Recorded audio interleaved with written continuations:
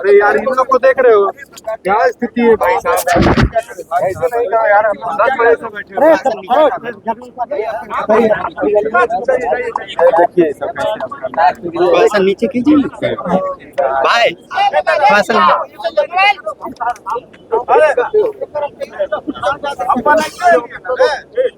ठीक है ना। ए भाई साहब आप अपना प्रेम पीछे वाले को भी अरे अब हम क्या करें,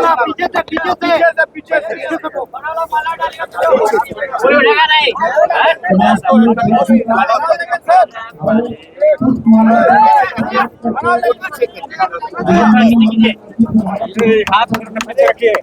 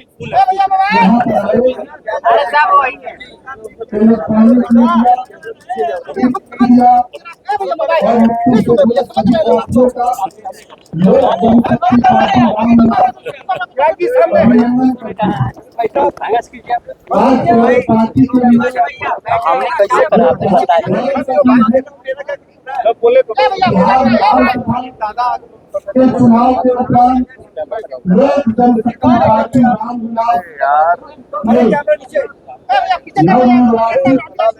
विधायक आए हैं, जीत करके सभी नवनिर्वाचित विधायकों का पार्टी की तरफ से अभिनंदन करते हैं। एक सांसदों की पार्टी मेरी कही जाती है और वहाँ से ये काम हमारे राष्ट्रीय अध्यक्ष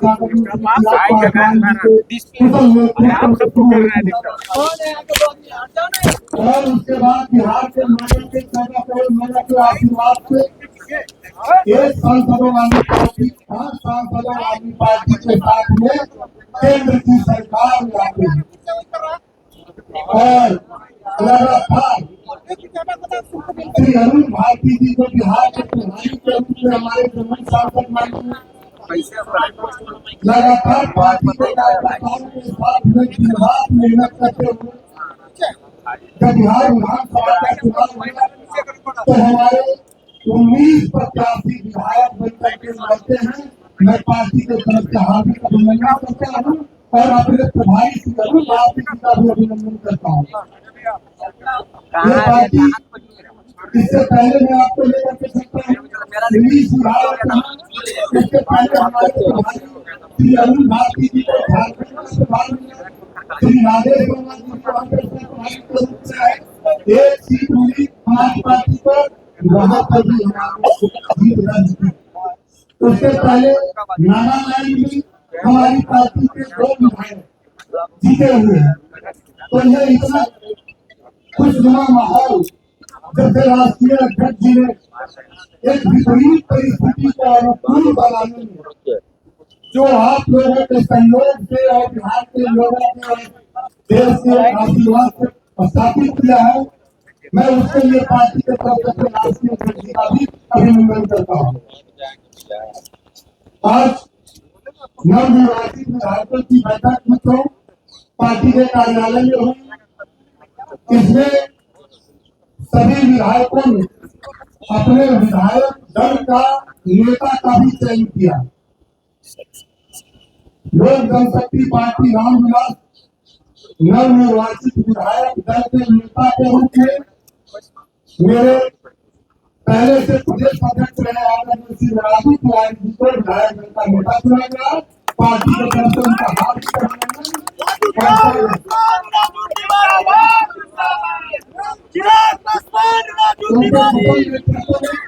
पार्टी ने लगातार विजय हासिल किया है और सभी विधायकों का सहयोग इनको मिलता रहेगा। ऐसी शुभकामनाओं के साथ अब मैं अपने पार्टी के राष्ट्रीय अध्यक्ष सह केंद्रीय मंत्री आदरणीय श्री चिराग पासवान जी से आग्रह करूंगा कि आप लोगों से रूबरू होकर और आप लोगों से अपनी बातों को रखें। धन्यवाद।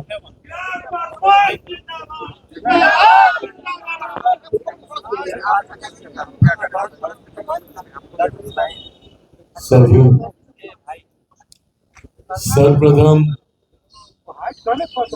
इस प्रेस वार्ता में उपस्थित होने के लिए मैं मीडिया से जुड़े हुए मेरे तमाम पत्रकार साथी भाइयों का मैं स्वागत करता हूं। क्षमा चाहूंगा कि एक दो बार आज प्रेस वार्ता का ये समय बदला गया। कुछ ऐसे कार्यक्रम जुड़े जो पूर्व निर्धारित नहीं थे। सुबह मुख्यमंत्री जी से मुलाकात का समय हुआ।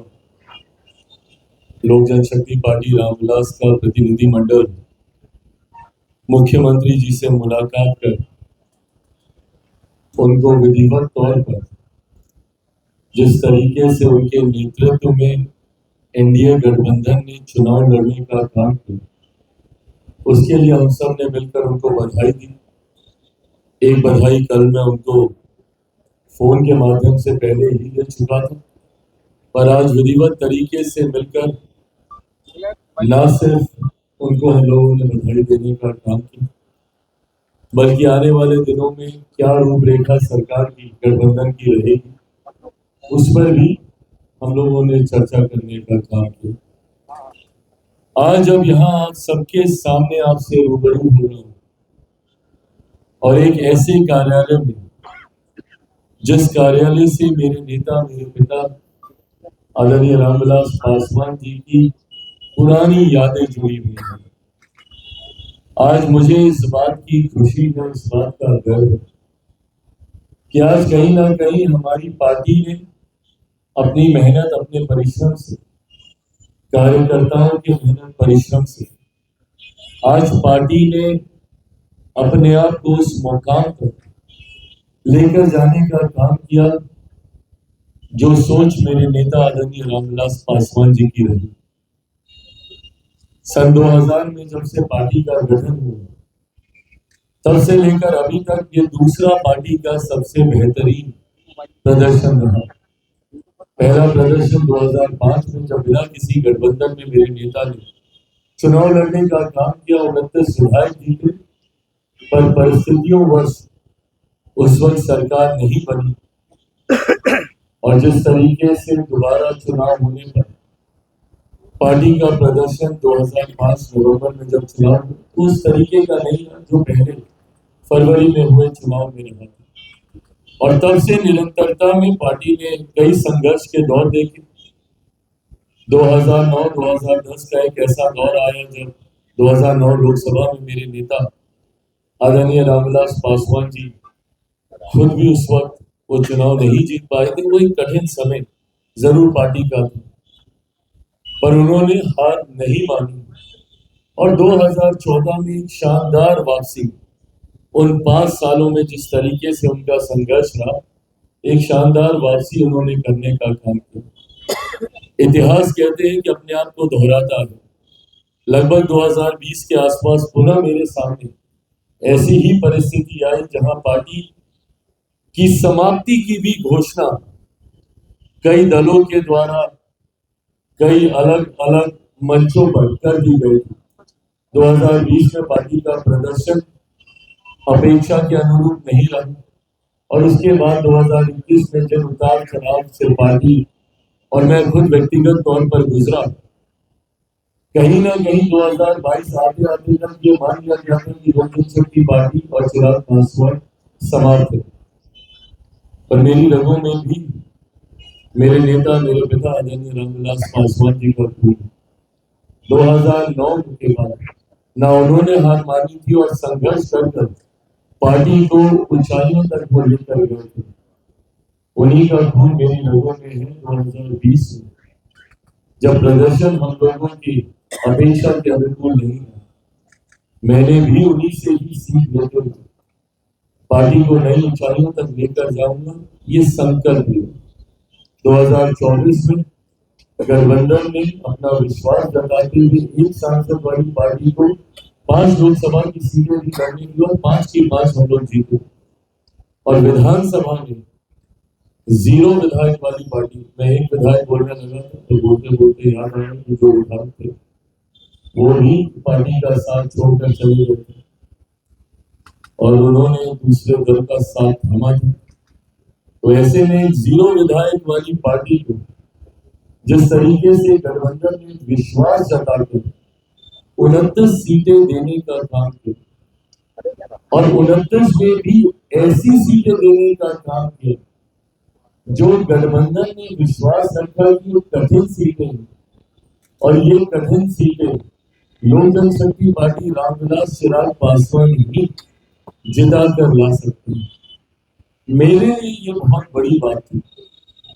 मुझे ज्यादा विस्तार में ये बातें आपके समझ रखने की जरूरत नहीं है क्योंकि मीडिया ने अपना विश्लेषण, आप सब ने अपनी अपनी तरीके से अपने अपने चैनल्स में आपने इसका विश्लेषण किया था कि किस तरीके से वो विश्लेषण का स्वरूप थोड़ा बदला हुआ था।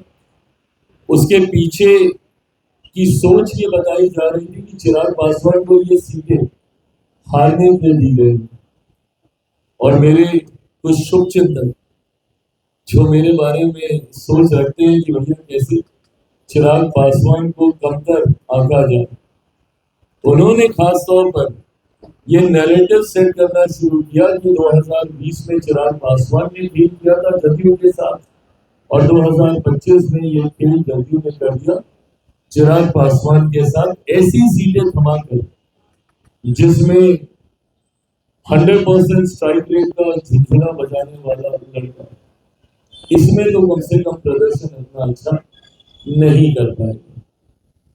और थ्रू आउट द इलेक्शन, पूरे चुनाव प्रचार के दौरान ये नैरेटिव सेट करने का प्रयास किया गया कि जदयू और लोजपा में दरारें हैं, ये दरारें भरी नहीं गई हैं, अब चिराग पासवान से बदला लेने का समय आ गया और अब चिराग अगर 4-5 सीटें भी इसमें से जीत जाएंगे तो बहुत बड़ी बात होगी। एंड मोर और लेस अधिकांश एग्जिट पोल ने भी वैसा ही दिखाना शुरू किया जहां पे हम लोगों को दहाई के आंकड़े तक भी लेकर जाने में कई एग्जिट पोल की सांस फूलने लगती थी। बहरहाल मैंने हमेशा इस बात को मैंने कहा कि मैंने चुनाव सर्वे के आधार पर नहीं, मैंने हमेशा चुनाव अपनी मेहनत के आधार पर लड़ने का काम किया। परिणाम मैंने ये सोचकर नहीं कि एग्जिट पोल मुझे क्या दिखाएंगे, परिणाम बिहार की जनता मुझे क्या देगी, ये सोचकर मैंने चुनाव लड़ने का काम किया। 2014 में भी मात्र एग्जिट पोल, जब हम लोग 7 सीटें लड़े और 6 जीते थे तो एग्जिट पोल मात्र 2 सीटें दिखा रहे और कुछ जगह तो ये कह के दिखाई जा रही थी कि बस बाप बेटा ही, ये वर्ड इस्तेमाल किया गया था कि बस बाप बेटा अपनी सीटें जीतेंगे, जमुई से चिराग और हाजीपुर से मेरे नेता। और 2019 में भी जब 6 की 6 हम लोग जीते तब भी यही नैरेटिव सेट किया जा रहा था कि बहुत होगा तो 2 सीटें जमुई चिराग निकालने के, हाजीपुर इनके नेता के नाम पर उस वक्त हमारे चाचा चुनाव लड़ रहे थे वो निकाल लेते और 24 में तो हाथ कि भैया सिर्फ हम ही सीट निकाल पाएंगे, जमुई की 1 सीट निकल गई तो निकल गई, बाकी इनके जितने प्रत्याशी हैं उनमें से कोई चुनाव नहीं जीत पाएगा। मेरे 5 सांसद आज इस मंच पर आपके सामने मौजूद है। बहरहाल मैं एग्जिट पोल को मैं दोष नहीं देता, मैं दोष उन लोगों को देता हूं जो ये नैरेटिव सेट करने का प्रयास करते हैं बार बार कि गठबंधन में दरार, चिराग पासवान मुख्यमंत्री जी के बीच में दरार, लोजपा जदयू, और इन बातों को सहज स्वीकार करना भी आसान हो जाता है क्योंकि मेरा इतिहास भी ऐसा ही रहा। 2020 में जिस तरीके से हमारी भूमिका रही तो उस भूमिका के साथ जोड़ते हुए इन परिस्थितियों को जोड़ना आसान हो जाता है और इसीलिए 24 के लोकसभा में भी यही परसेप्शन बनाया गया और यही परसेप्शन 2025 विधानसभा में भी बनाया गया। पर मुझे खुशी है आज कि जिस तरीके से तमाम बातों को ध्वस्त करते हुए एनडीए का प्रदर्शन रहा और जिस तरीके से विपक्ष के तमाम नेताओं की बातें, उनका भ्रम फैलाना, उनका फॉल्स नैरेटिव सेट करना सिर्फ बातें बनकर रहेगी और जो बातें मैंने निरंतरता में कही थी, राजनीति का विद्यार्थी हूँ, बीइंग स्टूडेंट ऑफ पॉलिटिक्स, मैं भी अध्ययन करता हूँ, पढ़ता रहता हूँ निरंतरता में, सैफोलॉजिस्ट नहीं हूँ, बट आंकड़ों को पढ़ता हूँ, आंकड़ों पे काम करता हूँ। और इसीलिए मेरा विश्वास हर बार गहराता है कि भैया इतना तो हम जीतेंगे ही जीतेंगे। और वो विश्वास जो मैं आप लोगों से संवाद के दौरान भी रखता हूँ, वो आता ही इन बातों को लेकर है, क्योंकि मैंने उन आंकड़ों पे काम किया होता है। मैंने बार बार 2020 से इस बात को कहा, जब ये बात कही जा रही थी कि भैया राजद इतनी बड़ी पार्टी, राजद इतनी बड़ी पार्टी, उस वक्त के नेता प्रतिपक्ष, अब आज की तारीख में कौन होंगे कैसे होंगे नहीं पता, बट उस वक्त के नेता प्रतिपक्ष कि भैया वो एकदम मुख्यमंत्री बनने के समीप थे, बन ही गए थे, शपथ होने वाली थी। मैंने तब भी ये कहा था कि बिहार की जनता ने कभी भी उनको चुनने के लिए वोट नहीं दिया। 2020 में बहुत सहजता से ये बात मेरे साथ जोड़ दी जाती थी और कह दी जाती थी कि चिराग पासवान की वजह से जनता दल यूनाइटेड को नुकसान हुआ। अगर जनता दल यूनाइटेड को नुकसान हुआ तो उसका लाभ किसको मिला? उसका लाभ सीधा सीधा राजद को मिला। राजद को भी उस वक्त बड़ी पार्टी चुनने का जनादेश नहीं था, क्योंकि उस वक्त एक डिवाइडेड एनडीए था। इसका लाभ परिस्थितिवश राजद को मिल गया। बट उन आंकड़ों को देखकर, इतने विधायकों को देखकर, जिस तरीके से राजद अपने पुराने स्वरूप में अहंकार में आ गया था, उस वक्त मैं बार बार ये कह रहा था कि ये अहंकार ही इनके पतन का कारण बनेगा, क्योंकि ये कभी समझ ही नहीं पाए कि बटे हुए एनडीए का लाभ आपको मिला है, जनता ने आपको नहीं स्वीकारा है। और आज वही चीज प्रमाणित हुई है। यही परिणाम 2020 में आते हैं। और जनता दल और राष्ट्रीय जनता दल की अगर मैं बात करूं तो ये तो 2005 से 2010 से समाप्त है ये बात। 2010 में जिस तरीके से एनडीए को प्रचंड बहुमत, एक ऐतिहासिक बहुमत मिला था, उसी वक्त राजद को अस्वीकार कर दिया गया था। और ये अस्वीकार 2005 में भी हो गया था। तो एक बार जो 90 के जंगल राज के बाद, उन 15 सालों के शासन के बाद जनता ने राजद को अस्वीकार करने का काम किया। बिहार की जनता ने कभी उन्हें दोबारा स्वीकार नहीं किया। अब उसके बाद से परिस्थितियां बनती गई। 2010 में जनता ने एक स्पष्ट जनादेश दे दिया कि भैया राष्ट्रीय जनता दल जंगल राज वाला नेतृत्व हमें नहीं चाहिए। पर 2015 में परिस्थितिवश पुनः उन्हें मौका मिला। मुख्यमंत्री नीतीश कुमार जी के उनके साथ जाने की वजह से उन्हें लाभ हुआ। और 2020 आते आते तक जिस तरीके से एनडीए में बिखराव हुआ, अगर 2015 का भी एनडीए वैसा ही रहता जैसे आज है, तो भी लोग ने खाता खोलना मुश्किल होता। 2020 में भी आज जैसे हम लोग हैं वैसे ही रहते, तो इन लोगों के लिए दहाई का आंकड़ा पार करना मुश्किल होता। और 2025 में तो प्रमाणित कर ही दिया। इतना बुरा हर्ष, कई लोग सोचते हैं कि और कहते हैं कि भैया ये तो कल्पना भी नहीं की थी। बिल्कुल कल्पना की थी, मैंने कल्पना की थी। और मैं बार बार आप लोगों से बातचीत के दौरान इस बात को मैं कहता रहा था, और मैं कह रहा था कि भैया अगर हम लोग यूनाइटेड तौर पर चुनाव लड़ेंगे तो कोई कारण नहीं है कि राष्ट्रीय जनता दल या महागठबंधन अस्तित्व में भी आ सके। और इस बार जिस तरीके से इनकी बुरी करारी हार हुई, ये दर्शाता है कि जिस तरीके से महागठबंधन राष्ट्रीय जनता दल को बिहार की जनता आज से नहीं दशकों से नकार चुकी है, पिछले 20 साल से नकार चुकी है। ये सिर्फ एक भ्रम बना हुआ है। और इस बार तो भ्रम यहाँ तक टूटा कि जिस एमवाई समीकरण की लोग बात करते थे, इस बार तो वो एमवाई समीकरण तक ध्वस्त हुआ। और इस बार कई ऐसे एम हैं, एक बड़ी संख्या में, जिन्होंने हम लोगों का साथ देने का काम किया, जो मुख्य धारा के साथ जुड़ना चाहते हैं। और कई ऐसे वाई के साथी भी हैं जो इस बात को समझ गए भैया कि वाई का मतलब सिर्फ एक परिवार है महागठबंधन। वाई का मतलब मुख्यमंत्री भी मैं, मेरे जेल जाने के बाद मेरी अर्धांगिनी, अगली पीढ़ी आएगी तो मेरा बेटा, सांसद बनने की बात आएगी तो मेरी बेटी, कोई भी लाभ मिलने की बात होगी तो मेरा परिवार। तो वाई भी इस बात को अच्छी तरीके से समझ गए। आज उसी समाज से आने वाले मेरे कई विधायक आप सबके पीछे यहाँ पर मौजूद हैं। तो ऐसे में चुनाव पहले दिन से ही स्पष्ट था कि जिस एकजुटता के साथ एनडीए चुनाव लड़ रहा था, जहां पर बात सिर्फ विकास की हो रही थी, जहां पर बात डबल इंजन से मिलने वाले लाभ की हो रही थी, जहां पे बात मेरे प्रधानमंत्री के सोच की हो रही थी, जहां पे बात मुख्यमंत्री नीतीश कुमार जी के अनुभव की हो रही थी, जहां पे बात बिहार फर्स्ट बिहारी फर्स्ट की हो रही थी, जहां पे इनके घटक दलों की एकजुटता की बात हो रही थी, तो वहीं दूसरी तरफ महागठबंधन के अहंकार की बात हो रही थी, एक दूसरे को सम्मान न देने की बात हो रही थी।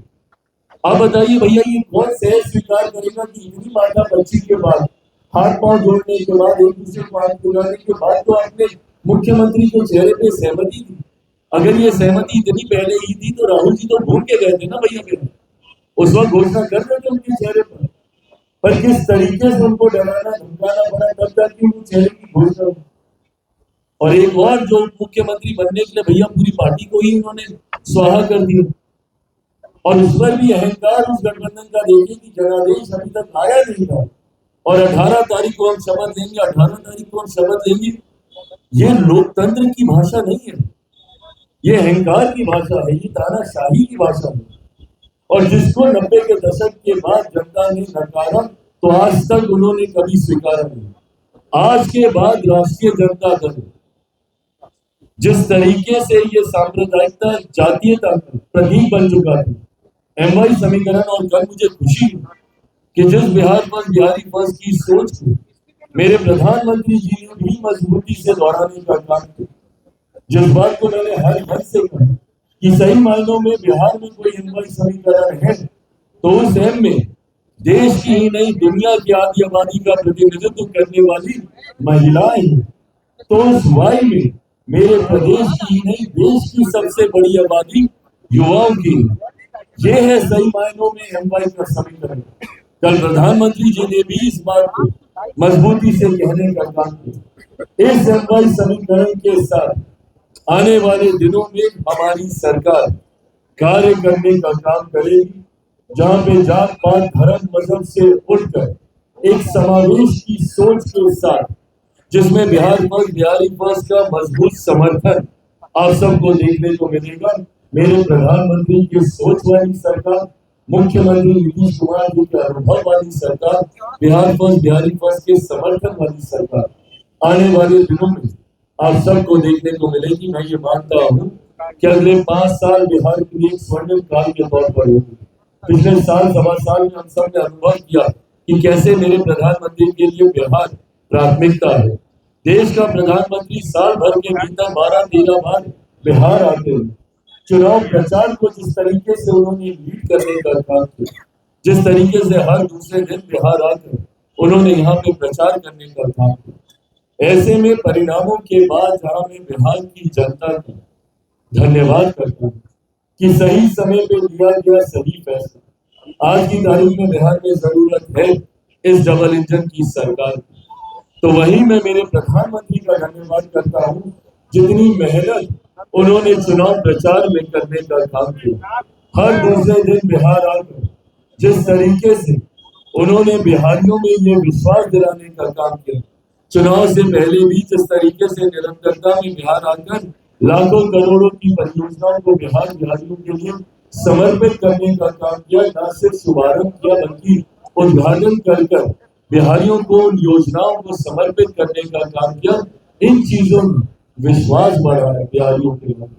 और जिस तरीके से मुख्यमंत्री नीतीश कुमार जी ने इस पूरे चुनाव कैंपेन को लीड करने का काम किया, कल मैंने फोन के माध्यम से तो उनको बधाई दिया, व्यक्तिगत मुलाकात में भी मैंने मुख्यमंत्री जी को बधाई देने का काम किया। जिस तरीके से उनके ऊपर व्यक्तिगत आरोप लगाए गए, जिस तरीके से उनके स्वास्थ्य को लेकर बार बार विपक्ष के द्वारा टिप्पणी की गई, मुख्यमंत्री जी ने करके दिखाया कि आप जितना उनके ऊपर प्रहार कीजिएगा वो उतनी ही मजबूत होकर बाहर निकले। न सिर्फ उन्होंने चुनाव कैंपेन को लीड किया बल्कि विपरीत परिस्थितियों में जब बिहार के दूसरे तथाकथित युवा नेता कमरे में बैठे हुए थे क्योंकि मौसम खराब है तो फोन पे भाषण दे रहे थे, उस वक्त मेरे मुख्यमंत्री गाड़ी से जा जाकर वो प्रचार कर रहे थे। जितनी सभाएं उन्होंने करके दिखाई कि भैया उनके अंदर आज भी वो क्षमता है और इन्हीं बातों पर विश्वास किया। जितने फॉल्स नैरेटिव विपक्ष ने गढ़ने का काम किया, मेरे प्रधानमंत्री के बारे में जो व्यक्तिगत टिप्पणी की, उनके बारे में जिस तरीके से उनकी मांग को लेकर किसी भी मंच पर वोट के लिए ये नाचने लगे, इन बातों को लेकर कभी चौकीदार चोर है तो आज वोट चोरी की बात कहते हैं। जितने व्यक्तिगत प्रहार उनके ऊपर हुए, उतना ज्यादा हमारा गठबंधन मजबूत है। बिहार बिहारी मर्यादाओं के लिए जाने जाते हैं, अपनी सभ्यता के लिए जाने जाते हैं। ऐसी असभ्य भाषा कभी भी बिहारियों ने स्वीकार नहीं की। ऐसे में एक बार फिर से इस असभ्यता को नकारने का काम किया गया बिहार की जनता के लिए। मैं बिहार की जनता का धन्यवाद करते हुए मेरे प्रधानमंत्री का धन्यवाद करता हूं। कल फोन पर भी उनसे बातचीत हुई। उनको जहां मैंने धन्यवाद दिया उनके परिश्रम के लिए, उनके द्वारा जिस तरीके से लोक जनशक्ति पार्टी रामविलास हमारी भूमिका को सराहने का काम किया गया, जिस तरीके से उन्होंने कहा कि हमारी एकजुटता ही इस परिणाम का कारण है, उनके ये शब्द मेरे लिए, मेरे तमाम नेताओं के लिए, मेरे तमाम विधायकों का मनोबल बढ़ाते हैं।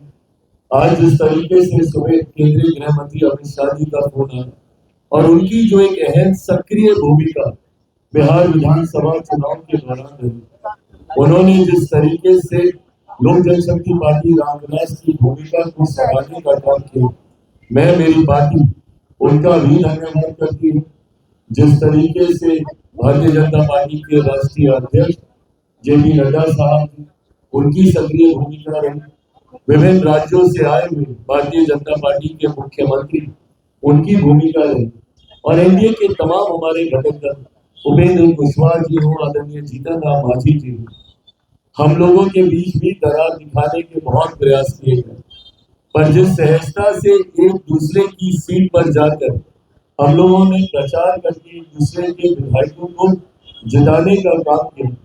आज जब मुख्यमंत्री जी से मुलाकात हुई तो जिस मुस्कुराहट के साथ वो बता रहे थे कि ये देखिए हम वोट डाल कर रहे हैं और हेलीकॉप्टर छाप पर हम वोट डाल कर रहे हैं, ये दिखाता है इस एकजुटता।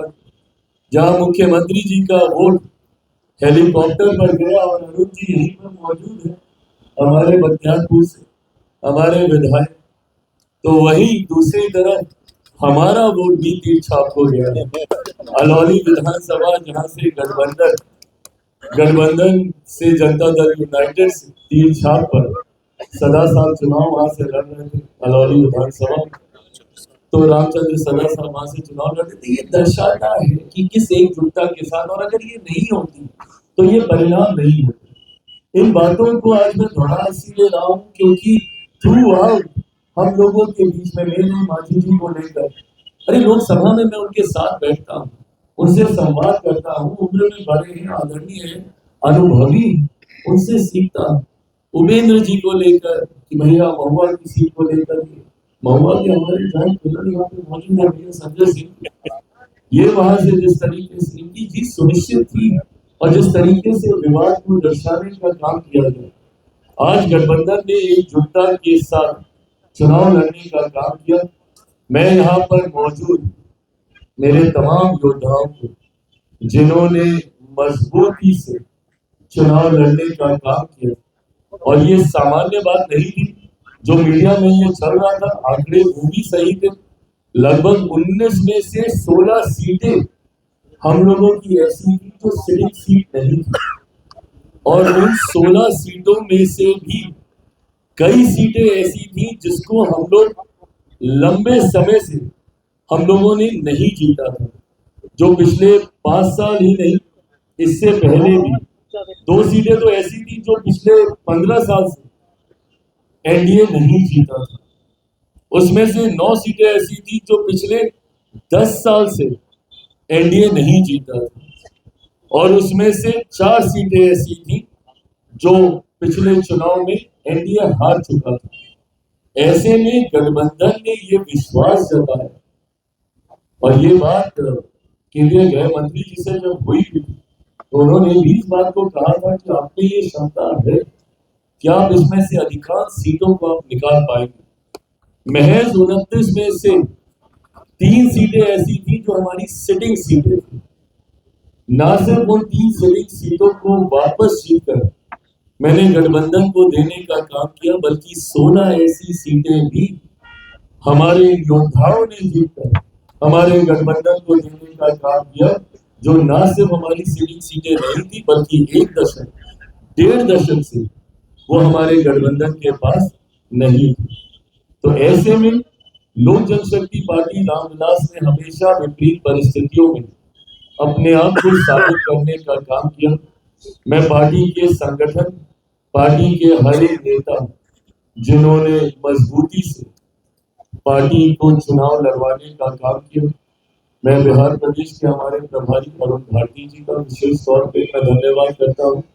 इनकी एक अहम भूमिका रही रणनीति को लेकर, चुनाव के दौरान तालमेल को लेकर। मैं हमारे कार्यवाहक प्रदेश अध्यक्ष अशरफ अंसारी जी का मैं विशेष तौर पे मैं धन्यवाद करता हूँ, जिस तरीके से इन्होंने पूरे चुनाव के दौरान अपने पद की गंभीरता को समझते हुए पार्टी के संगठन के माध्यम से हर प्रत्याशी को जिताने में अहम भूमिका निभाई। मैं मेरे तमाम सांसद, मैं वीना जी का मैं धन्यवाद करता हूँ, जिस तरीके से जिस संभाग की जिम्मेदारी दी गई उसको इन्होंने निभाने का काम किया।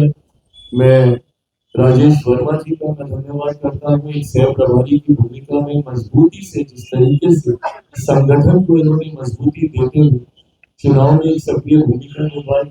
मैं शांभवी जी का मैं धन्यवाद देता हूँ, जिस तरीके से इनकी भूमिका पार्टी के अलग अलग प्रत्याशियों की जीत को लेकर जो जिम्मेदारी दी गई थी उसको इन्होंने बखूबी निभाने का काम किया।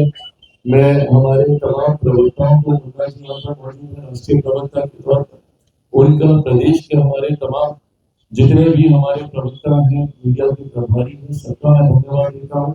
समय समय पर सही जानकारी आप सबकी समक्ष उन्होंने रखने का काम किया। मैं हमारे युवा प्रकोष्ठ के हमारे प्रदेश अध्यक्ष प्रकाश भाग्य जी का धन्यवाद देता हूँ, जिन्होंने अतिरिक्त प्रभार के तौर पर हमारी भूमिका का निर्वहन करने की जिम्मेदारी निभाने का काम किया। गठबंधन के साथ तालमेल बिठाकर कौन कितनी सभाएं, कैसे सभाएं हमारे साथ प्रचार प्रसार में आना, ये एक बड़ी जिम्मेदारी इनके ऊपर थी। इसको बखूबी उन्होंने निभाने का काम किया। मैं हमारे तमाम नव निर्वाचित विधायकों का मैं विशेष तौर पर मैं धन्यवाद करता हूँ, जिन्होंने एक बार सब लोग अपने अपने स्थान पर खड़े हो जाएं। तमाम विधायकों को जहां मैं बधाई देता हूँ, वही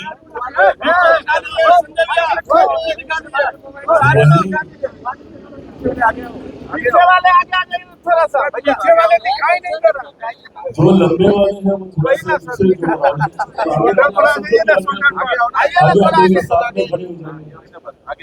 सब लोग साथ में खड़े हो जाएं।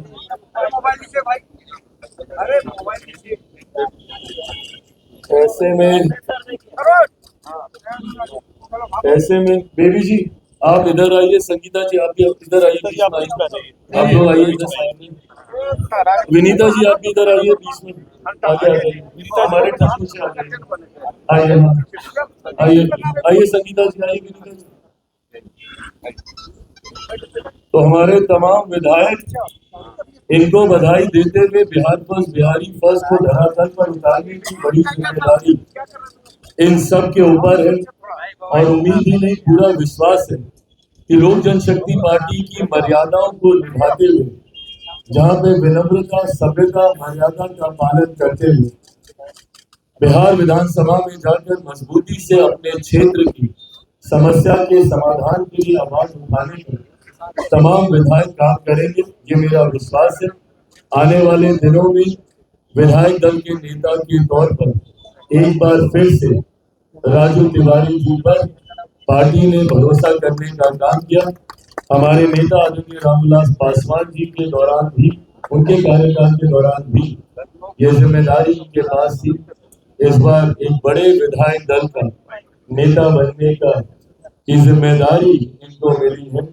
आने वाले दिनों में एक अहम भूमिका इनकी रहेगी। गठबंधन के साथ तालमेल कर गठबंधन के नेता के चुनाव से लेकर शपथ ग्रहण तक एक अहम भूमिका इन सब की रहेगी। पर मैं ये मानता हूँ कि लोक जनशक्ति पार्टी रामविलास का हर एक कार्यकर्ता अपनी जिम्मेदारी को उतनी ही ईमानदारी से निभाने का काम करेगा। जिस लक्ष्य के साथ हम लोग आगे बढ़ रहे हैं, बिहार को विकसित राज्य बनाने के लक्ष्य को अगले 5 साल में एक मजबूत पड़ाव तक हम लोग लेकर जाएंगे। ये विश्वास दिलाता हूँ मैं मीडिया के तमाम पत्रकार साथियों का दिल से धन्यवाद करता हूँ। इस दौरान आप सब ने भी मेरी पार्टी का बहुत साथ दिया। आप सब ने कई बार समय मिला नहीं मिला, पर उसके बावजूद संपर्क साध कर सही जानकारी आपके दर्शकों तक पहुंचे। इस ईमानदार जिम्मेदारी को, और तभी आप सब लोकतंत्र का चौथा स्तंभ कहलाए जाते हैं, उस जिम्मेदारी को आप सब ने ईमानदारी से निभाने का काम किया। आप सब इस प्रेस वार्ता में आए, इसके लिए आप सबका बहुत बहुत धन्यवाद। जय हिंद, जय हिंद। चिराग जी आप भी आपका भी टीम है। चिराग जी आपका भी साथ में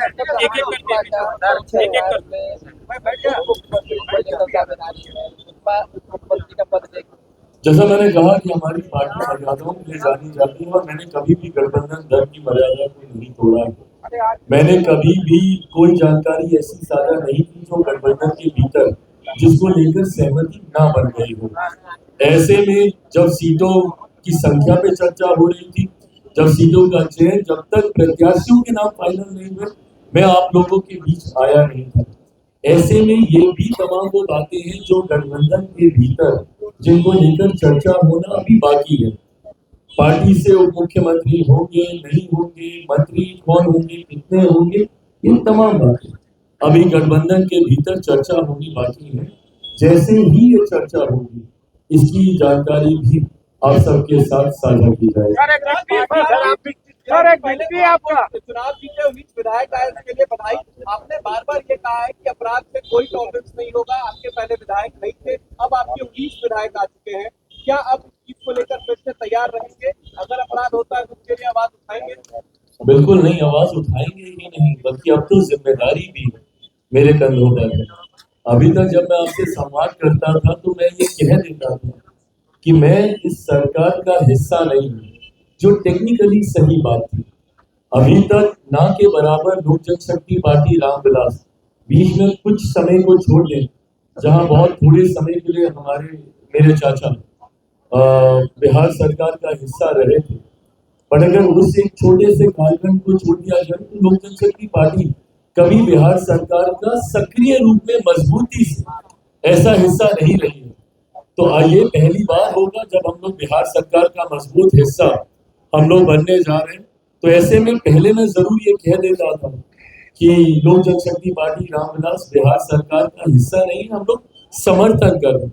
पर अब क्योंकि मैं हिस्सा हूँ और एक मजबूत हिस्सा आने वाले दिनों में हम लोग बनने जा रहे हैं, तो ऐसे में ये जिम्मेदारी भी लोक जनशक्ति पार्टी रामविलास हम सबके ऊपर आएगी कि अगर इसके बाद भी कोई ऐसी घटना घटती है तो उस जिम्मेदारी को उतनी ही विनम्रता से कबूल करते हुए उसके परमानेंट सोल्यूशन के ऊपर हम लोग काम करें। तो ऐसे में भविष्य में भगवान न करे पर कोई भी ऐसा विषय आएगा तो उसके लिए मेरी पार्टी पूरी तरीके से जिम्मेदारी को लेते हुए उसके समाधान की ओर बढ़ने का काम करेगी। चिराग जी, आपने कहा सरकार में आपकी और आपकी पार्टी की क्या भूमिका रहेगी, अगर आप थोड़ा बता पाए, क्योंकि 19 विधायक। सबसे पहले तो नई सरकार के एजेंडे को पूरा करने की जिम्मेदारी हम लोग के ऊपर रहेगी। जो संकल्प पत्र हम पांचों दल के नेताओं ने एक साथ मिलकर आप सबके साथ साझा किया, जिसको लेकर आप में से कईयों के द्वारा कई मजाक भी बने कि आए फोटो खिंचाए, बट क्योंकि प्रचार चल रहा था और बहुत कम समय मिला था और हम सबके कार्यक्रम पूर्व निर्धारित थे, तो उस वक्त यही एक माध्यम बचा था कि हम सब एक साथ आकर आप सबके साथ उसको साझा करें। बट बहरहाल वो संकल्प पत्र महज कुछ पन्नों से बनी हुई एक किताब नहीं है, वो अगले 5 साल में धरातल पर उतारने का लक्ष्य है। 1 करोड़ नौकरी देने की हम लोगों ने बात की, हर जिले में उद्योग लगाने की हम लोगों ने बात की है। तमाम इन बातों को धरातल पर उतारने की जिम्मेदारी हम सब के ऊपर है। मेरे बिहारी फर्स्ट के कई बिंदु बिंदुओं का उसमें जिक्र किया गया है जिसको हम लोगों को उतारने का लक्ष्य है। मैंने बिहार में हमेशा बाढ़ सुखाड़ की समस्या का जिक्र मैंने किया, जिसके समाधान का जिक्र उसमें किया गया है। ये तमाम विषय ऐसे हैं, इंफ्रास्ट्रक्चर से जुड़े हुए, आर्थिक संभावनाओं से जुड़े हुए, सामाजिक सद्भावना से जुड़े हुए, जिसको आने वाले दिनों में धरातल पर उतारने की जिम्मेदारी गठबंधन के सहयोगी होने के नाते यह हम सब के ऊपर है। मैं समझ सकता हूं कि ये प्रश्न इस सोच के साथ आपने नहीं पूछा होगा, बट जिस सोच के साथ आपने पूछा वह भी गठबंधन के भीतर तय होगी, तो उस भूमिका की अभी जिक्र आपके साथ किया जाएगा। मुख्यमंत्री के चेहरे नीतीश जी होंगे, मुख्यमंत्री नीतीश जी होंगे। मुख्यमंत्री के चेहरे के तौर पर लोक जनशक्ति पार्टी रामविलास, जैसा मैंने कहा और जिसका जिक्र केंद्रीय गृह मंत्री जी के द्वारा किया गया था कि तमाम विधायक बैठेंगे और संविधान की मर्यादा भी यही कहती है कि तमाम विधायक ही इवेंचुअली चुनने का काम करते हैं। ऐसे में मैं अगर अपनी पार्टी की तरफ से कहूँ, क्योंकि अब हमारे विधायक दल के नेता यहाँ पर आ गए हैं, वो अधिकृत तौर पर भी ये जानकारी आपके साथ साझा करेंगे कि हमारे विधायक गठबंधन के नेता के तौर पर किसको चुनते हैं, और मुझे लगता है कि ये जानकारी जल्द आप सबके सामने आ जाएगी। मैं ये मानूंगा कि एक बार फिर से मौजूदा मुख्यमंत्री नीतीश कुमार जी ही हमारे गठबंधन के विधायक, हमारे गठबंधन के नेता के तौर पर मुख्यमंत्री की भूमिका का निर्वहन करने का काम करेंगे। लेकिन जीविका दीदी एक सवाल इसी के कारण इससे नहीं हुआ, प्रधानमंत्री के काम पर वोट मिला है। नहीं, बिल्कुल सही बात है। ये तो कलेक्टिवली है ना, किसी एक विषय को लेकर थोड़ी, ये कलेक्टिवली, भले वो केंद्र सरकार का हो, राज्य सरकार की योजनाएं हो, सबकी वजह से ये परिणाम आए हैं। किसी एक कारणवश रहा नहीं संभव है, कलेक्टिवली रिस्पॉन्सिबल है इतनी प्रचंड जीत के लिए।